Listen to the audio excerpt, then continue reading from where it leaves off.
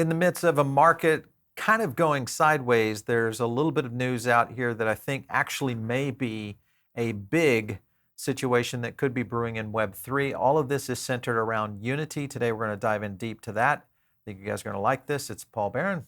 Welcome back to Metaverse Insider. Hey, joining me today, of course, is my co-host, Mr. Kyle Willson. Great to have you back. Hey, Paul, how's it going? How are you today? Excellent. Excellent on the news. If you look at this first story, Kyle, it's interesting. Unity taps Altura, Solana Metamask, and many others. We'll break down all these. There's a few things in the story that I wanted to draw attention to. These are SDKs of the various companies that will be available on the Unity Asset Store. So there's a lot of functionality here from a growth aspect. And when you look at Unity, mostly an indie game, tool set, and you kind of compare this to what might be happening in the more, traditional, larger game.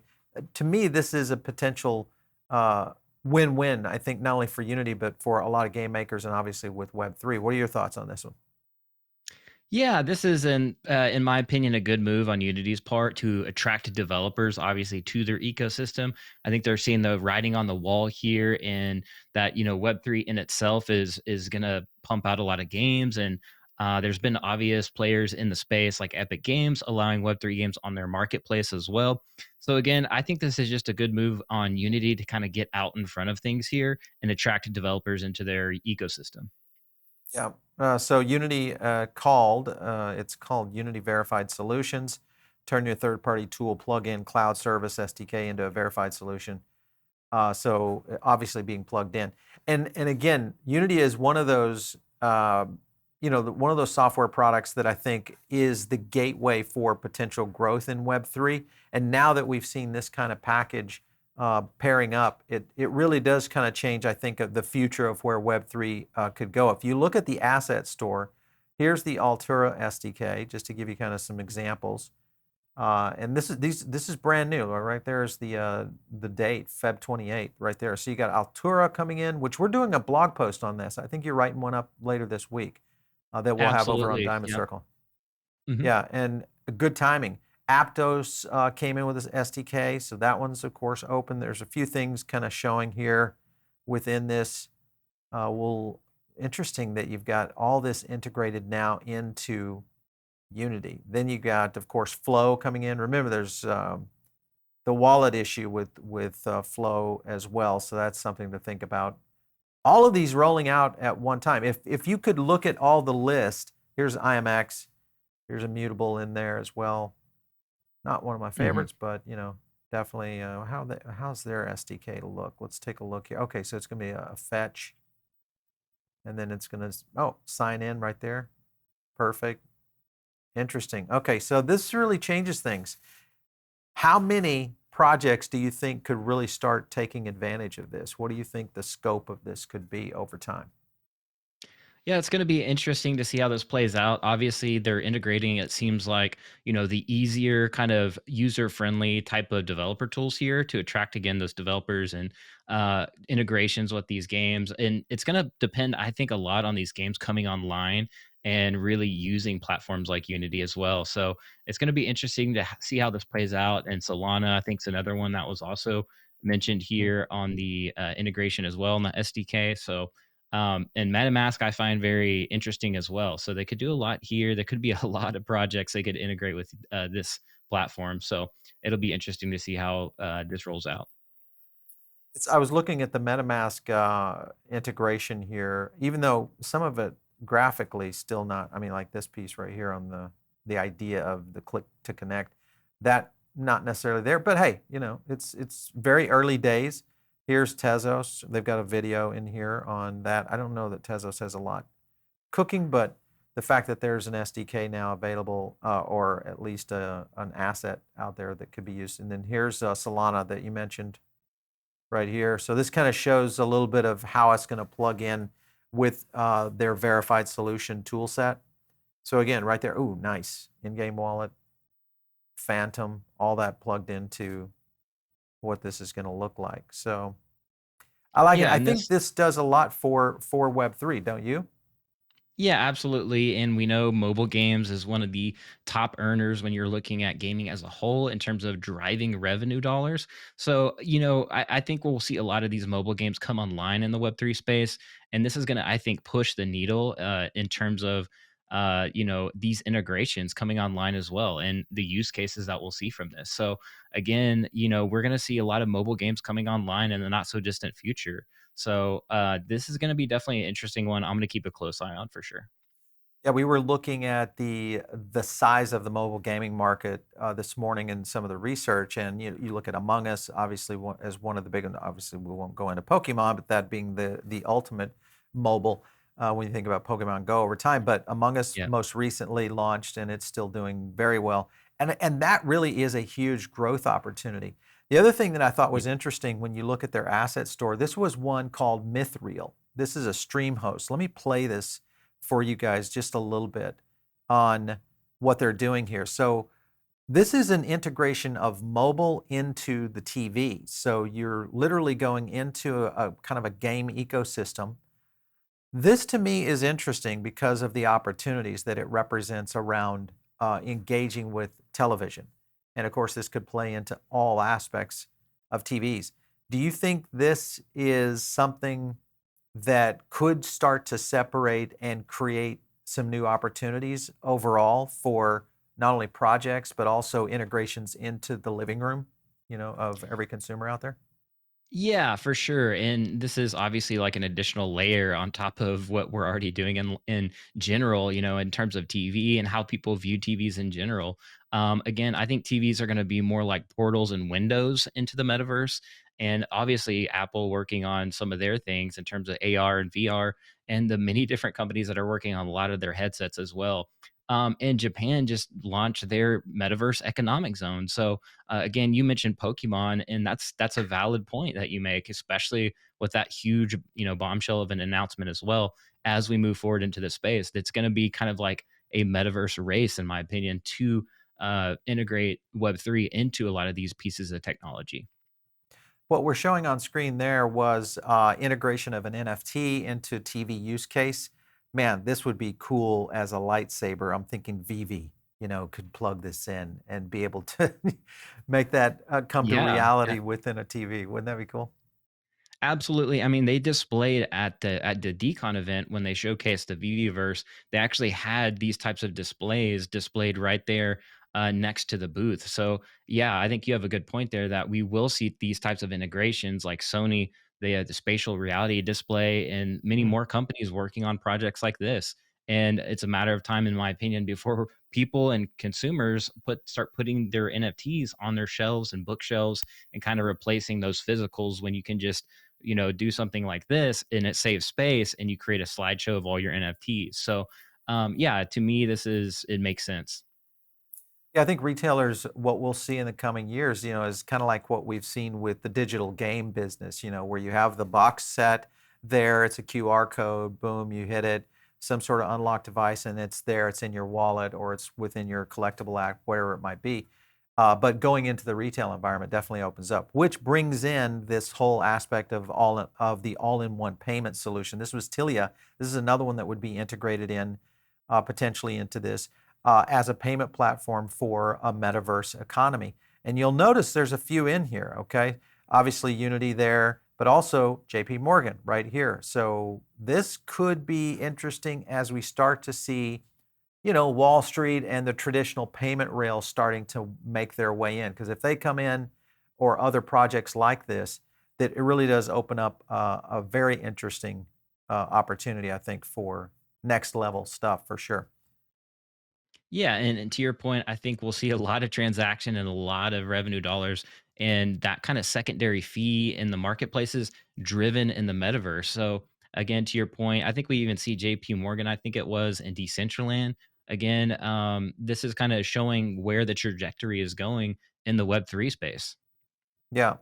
This was the spatial connection of the Sony platform here. So again, back into where we could see things really flowing into entirely new ways to show not only products and services, but really kind of integrate maybe a complete new entirety around how technology is used in the future. So I'm very intrigued with this. The fact that Unity is really kind of making these strides, I think does set the market in motion for Web3 is not slowing down, because many people still believe that Web3 is a fad. And this is something I talk to them all about. There's a difference between a fad and a true trend that is starting to develop. And of course, what we're seeing now with the amount of technology is it's definitely coming for sure. Hey, we've got a clip Right. on the Unity CEO, John Riccatello. He talks about gaming. I want you to listen to this and see what you think. The second thing is, back to that, just how compelling multiplayer games are and why people would rather play against another human. Just lay down that fact. Once you're playing against another human, putting up a buck to get a little bit of an advantage. If the advantage is nothing but livery, so my dance is cooler, right? My avatar is cooler. That's worth the buck. And so multiplayer gaming is definitely an aspect of this that's going to, the more that increases in the percentage of total gaming, the more people are going to spend on purchases, I think. All right, so he just hit on something in a big way right there. Multiplayer gaming, in-app purchases to the moon for Unity and any of those kinds of platforms like that. That's a great strategy, I think, for where they're going. And this, it seems like there's almost an evil magician behind the curtain here putting this together, because there's a lot of interesting moving parts that could really kind of open up into the future. What do you think about their strategy so far? Do you like this strategy that they're deploying? Your thoughts? Yeah, this is their bread and butter, in my opinion. I mean, he was talking about mobile gaming, and then the multiplayer aspect of mobile games kind of untapped. And again, going back to the revenue in gaming, a lot of that is driven by mobile games. And so I think this is what their bread and butter is. And to me, this is a bullish indicator of, again, where Unity's trajectory is at. And the fact that they're launching all these different SDKs on their platform in the Web3 space kind of shows exactly kind of their game plan, what they're thinking, and how, in my opinion, what they're excited about in the future and what's going to drive revenue for Unity itself. Yeah. Their acquisition, Weta Digital, that finalized in December. So they're starting to put the pieces of the puzzle together. He goes on in this clip right here. Let me kind of flip and get this refresh so we can play this. This is a glimpse of what that digital platform looks like. And this goes back to limitations that software has really had struggled with. And this shows just how this could be utilized for using the Unity tools. So it really kind of opens up a very interesting opportunity here that I think starts to bridge into next generation mobile games for the future of that. And then you plug in Web3, now you've got something that really starts to kind of come together. You've got Dark Crystal coming in here. This just shows you some additional tool sets that are capable within this. This was something that you sent over, the Weta workshop. This is kind of cool, the Snow Crash sword.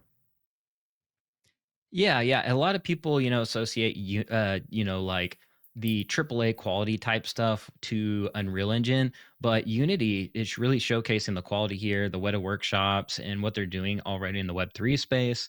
Again, you showcased those NFTs on OpenSea, and I believe those are portable to other types of metaverse experiences like Spatial, for example. So again, this is good for attracting developers into their ecosystem and kind of their trajectory of what they see in terms of gaming and even the metaverse here. So pretty exciting stuff for sure. Yeah. The Snow Crash sword is a digital twin. This is a digital twin as the NFT, so it's a physical device further in there. And yeah, pretty cool stuff. There you go. This is the video, I think, where they were showing a little bit of it right there. But I like the digital twin aspect of this, because this really does start to showcase how the use case in Web3 can be leveraged, especially when you have something like Unity that can create this kind of digital twin. So pretty cool, for sure. Let me get into something else here. You've got the Game Developer Conference coming up soon. Just to showcase this, notice the partners here. And let me kind of scan down to that. Right there, you've got Epic in there, Gala Games in here, Meta, there's Unity right there. This is getting interesting. And oh, let's not forget, there's Polygon. interesting Web3 companies playing into GDC this year. So this could be intriguing in a very fast way. I think mobile games, obviously, for sure. Do you think there will be any major drops over at GDC this year in terms of releases? There could be. I know NVIDIA is even teasing some stuff around AI, but in general, just looking at the diamond partners here on the conference, that's very exciting. You have two major, And my sense blockchain is players that are, as partners here on this platform. So exciting to see that. Epic Games. We know Amazon we might see an announcement there. There's been rumors that they're getting into the NFT space, so they could maybe launch something there, but we'll see. This is going to be definitely something to watch out for.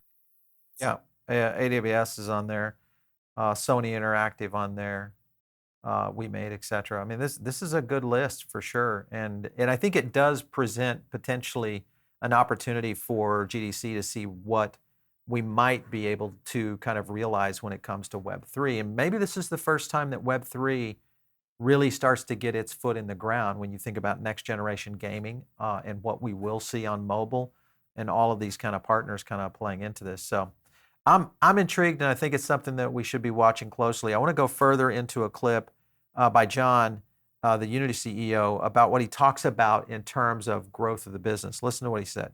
is for those companies that've got a crisp understanding and those consumers that have a crisp understanding of what they're trying to do, frankly, I think a recession will be helpful because it will cause them to focus on delivering more clearly what it is they believe they need and what they want. And that's all the metaverse is going to take to be realized. As many of us. All right, so he hit on a good point there.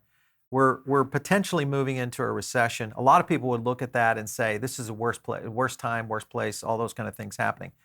Me, I've been in business for many years, and those are the best times of all to be building and figuring out how to angle in. To his point is that it really focuses companies in on what really matters, because you can really get to a point where you can explode something within your own organization. So I think he's got the right mindset here for what it's going to take to really kind of leverage out into the Mhm. future here. Here was Yeah, a 100%. go I ahead. agree with you, Paul, on that. It's prevalent too in the Web3 space where a lot of people talk about building in the bear market. So Yep. again, people can focus on building their core products, their, minimum viable products as well, and get those to market. And I think that's kind of what he's hitting on there is they can focus on building in the bear without the hype and all this crazy, nonsense to deal with. And they can just focus on shipping products when, the recession turns around. Unity for digital twins. This is kind of interesting because it's leveraging into Ready Player Me, increasing. And we're going to show you a clip here of some pretty, I would say, scary but almost unusual use cases of how this could be used. But you can kind of see as we scan down into it how the digital twin utilization is going to really improve, both from Ready Player Me and further into it. So here's the open source SDK. Further in, you can kind of see a little bit more into how the avatars become fully rigged. And then right here, avatars now supporting the Art Kit, the Oculus blend shapes. This is a whole new feature set, all again built on how Unity will be playing into this. Even GPT-3 voice with this got a whole new face tracking element. This would be pretty cool for, I think, the avatars. This is the thing with Twitter. I wish that was available instead of, where you just have your goofy little avatar picture there for Yeah, sure. absolutely. Yeah, and NVIDIA, they talked a lot about this too in some of their AI presentations where they're talking specifically about the metaverse as well and how humans will kind of put on these headsets to go into the metaverse and AIs to chat GPT's credit, where AIs or, things like that could portal out to humans with, monitors or robots that have kind Mm. of like wheels, what you've seen kind of Edward Snowden kind of shuffle in Yep. on some of his TED Talks, but we Yep. could see stuff like that actually play out in the not so distant future for sure. Here's some additional abilities. Here's Spatial introducing their creator toolkit, again, powered by Unity. So just the ability to start to scale some of these projects at levels like this. Now you're talking about some pretty amazing creations, especially from a mobile game aspect, but also the integration again of how blockchain usage will be really kind of created. This is going to create a lot of vertical industries outside of just the gaming side of it. We'll show you some examples of that here today, but that's a good one. Here was Spatial's this is the creator toolkit. Again, right there, powered by Unity. So I'm expecting a lot of good things for this, and probably more and more of these projects out there that would start really kind of showcasing some of these advancements. Yeah, 100%. Ready Player Me. I mean, we've seen so much from them in like full integrations to a lot of these different quote unquote metaverses out there, including spatial. And the fact that Unity is kind of integrating both of those shows exactly where the space is going and how deeply they're tying in Web3, not only with the metaverse, but with gaming as well. And again, a lot of these platforms, and especially Japan, again, not launching that metaverse economic zone, specifically mentioning kind of that same terminology, gaming around the metaverse. Mhm. So, yeah, this is going to be interesting and something I'll definitely keep an eye on for sure. Yeah, I want to show you the tool called Ziva Dynamics. Now I'm going to play this for you guys so you can see something pretty amazing. Hi, I'm a virtual human created by Ziva Dynamics. I'm powered by state-of-the-art biomechanical simulation, and I'm running in real time in Unity. But enough about me. I have some even more amazing news to share with you today. I'm excited to announce that today, Ziva, my creators, are now part of the Unity family. Unity and Ziva have a shared vision of making.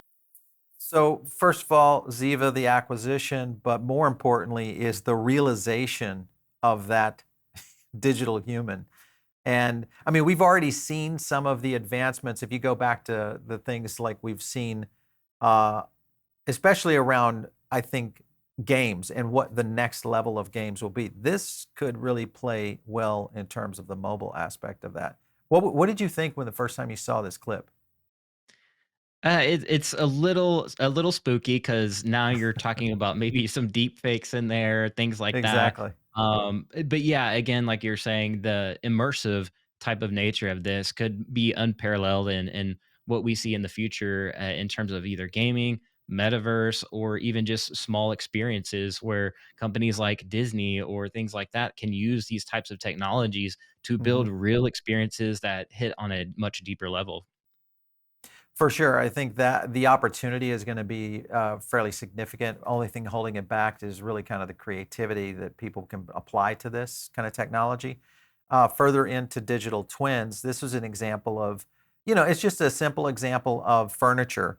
But if you think about how retail could change with these digital twins and all of this being powered by a Unity engine, the potential for shopping, the potential for doing things in rendered spaces, all that kind of things from architectural design. I mean, there's so many things that could play into this, much less applications around experiences. This, of course, just showing product. But I just think this is, it's a very intriguing use case, one that I like. Here's one on the automotive industry. This just shows again, we'll play this one again for you just to show you if you were in, using your MetaQuest and you were trying to test out a new Grand Cherokee right there.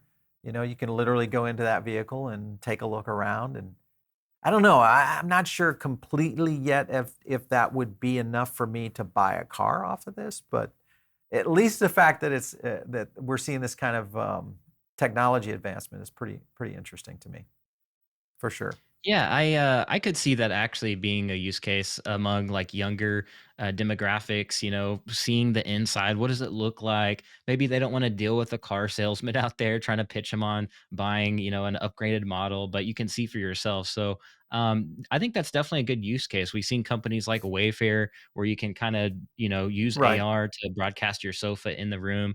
I think we'll definitely see more of this type of use case for sure. Yeah. Hey, look at this one, Kyle. Now, I'm Here going we to go. tell you what you're about to see because it's going to be a little hard to believe. There are 84 cameras in an octagon in a UFC match. 84 cameras that we put there. And we are ingesting data from the cameras, 84 of them. And what you're about to see is, in fact, a real match with real fighters. And you can do all sorts of things. like be the fighter or not be the fighter. And what's different about this is with any live event, any sporting event, you can take over the body of your favorite soccer player, or, I'll turn that down a little bit. But you can take over this fight, you can be in this fight, you can be wherever you want with this fight, and you can be in the body of the player. You can move the camera there. This is going to be crazy. All I'm pointing out is these are So now we've got a use case for sporting events. I mean, we could see integrations into things like DraftKings and, fantasy football and so many other things that play into this. That's a big upside, I think, for what not only Unity's doing, but of course what we'll see in terms of digital experiences. How far do you think that could go, and do you think this is achievable in the next couple of years to see real use case, maybe on HBO or something like that? What are your thoughts?